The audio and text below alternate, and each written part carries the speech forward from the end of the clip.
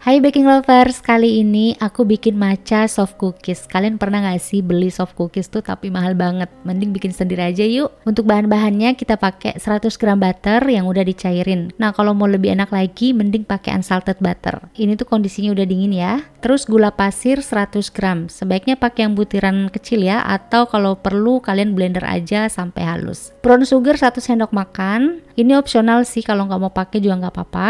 Tinggal diaduk rata menggunakan balon whisker.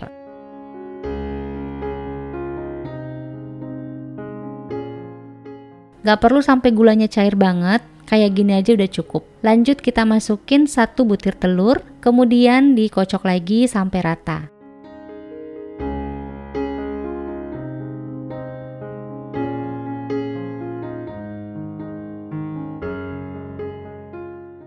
Kalau udah selesai, kita masukin tepung terigu protein sedang 170 gram. Baking powder setengah sendok teh. Beri garam sedikit.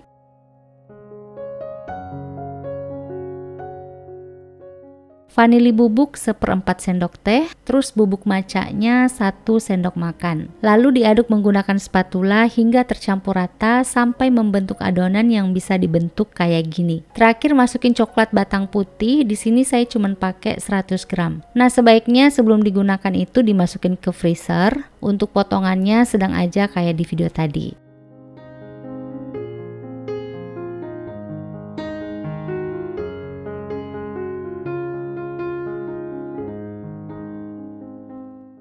Kalau udah rata tinggal dibentuk bulat. Saya pakai bantuan scoop es krim kayak gini. Tata di atas loyang, diberi jarak supaya nanti pas mengembang itu tidak nempel satu sama lain.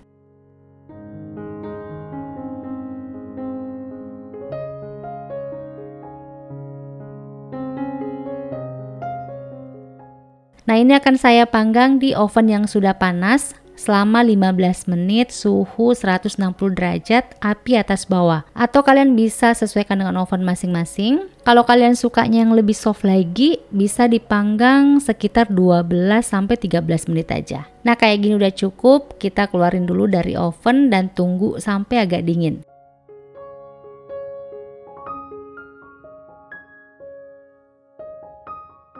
Ini tuh luarnya garing banget tapi dalamnya tetap lembut. Selamat mencoba! Terima kasih sudah menonton video ini, semoga bermanfaat buat kalian. Sampai ketemu lagi di video berikutnya.